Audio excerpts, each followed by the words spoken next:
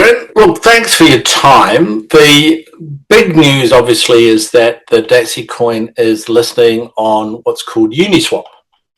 It's the largest decentralized exchange in the world, and the purpose of doing that is clearly to build the sort of trading and investment liquidity around the coin. And the reason why it's happening now is because of the developments within the what's called the ecosystem, what sits underneath the coin and drives its demand and creates the credibility.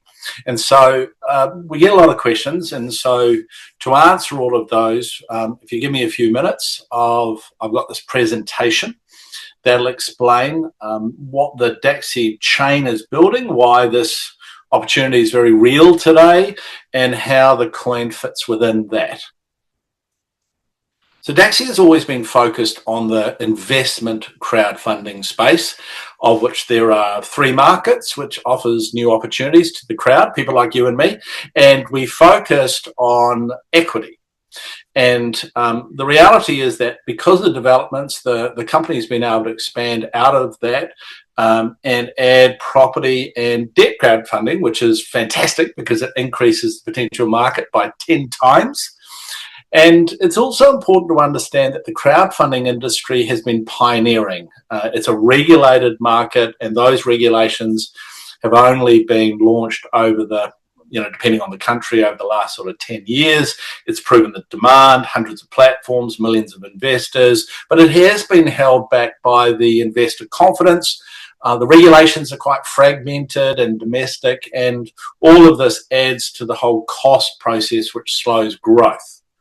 Okay, and so the industry hasn't failed. It's remained small, and this new era called crowdfunding 2.0 is because new blockchain and AI technology allows a new infrastructure which removes those barriers as the regulations mature, and it unleashes the potential for this space, and the potential is really significant. And I want to be precise on this because the European industry body, it's called the EDFA, and it's backed by 25 associations covering most of the European Union. They published a blueprint to grow the European crowdfunding space to 1 trillion euros by 2020. Now, the industry is only in single billions at the moment. So they obviously clearly have a lot of confidence in the space. The North American market is at least as big, and then you've got the rest of the world. And so the potential really is substantial. The key is the new infrastructure. And that's what Dacxi's focused on. It's not a platform, it's an infrastructure company using its blockchain and AI expertise to create this global crowdfunding structure, where the first thing to focus on is the platform, is building what's called a trust layer, but also looking at the other processes. As anyone knows who's involved in the AI world, there's real possibilities to make platforms more effective in what they're doing. Now, this concept of using AI and blockchain to unleash the potential of crowdfunding has also been verified by the industry body Gecko, which now has over 100 members, where they talk about how excited they are about the new technology to realize the vision that so many of them have had when they came into the space. And the potential scale of the industry is such that it justifies having its own blockchain, Dacxi blockchain, and therefore the own coin, which is the Dacxi coin. Now, to understand a little bit more about how this will evolve, so people understand that Dacxi was not started yesterday, and what it's been doing was to focus on the actual what we now call stage 2, which is the network infrastructure. And it built the first network platform, it cross-border deal between the UK and the European Union, built relationships with a network of 8 in the European Union to work on the infrastructure. And in doing that, discovered that platforms really need to work first on the infrastructure. Now, it's not very glamorous, okay, this product called Dacxi Verify, but it creates the trust and strength based on the data within a platform, so you can trust the due diligence and you audit the transactions and produce what's called defendable compliance, because regulations are so important, and then hashes it on the blockchain to make sure that it's all provable. And this is critical if you're building a network, because it means that the data is trusted and portable between platforms. And if you don't do that, you can't build this global network of crowdfunding. And it's also super important to have verifiable, compliant data if you're going to use AI agents, because if you don't do that, obviously they create answers that you can't trust and you have no confidence in, and causes all sorts of problems. And so once this is done, that's how you get this momentum, which, you know, operates cross-platform, cross-border, nationally, regionally, globally, and unleashes that potential for the industry, for the blockchain, and creates the sort of volumes which gives people who own the coin confidence, or they're looking at it, they go, okay, this thing is going to be big. And this is especially important in the crypto industry today, because it's going into the mainstream. We see that with the regulated financial institutions coming into the industry with new regulations.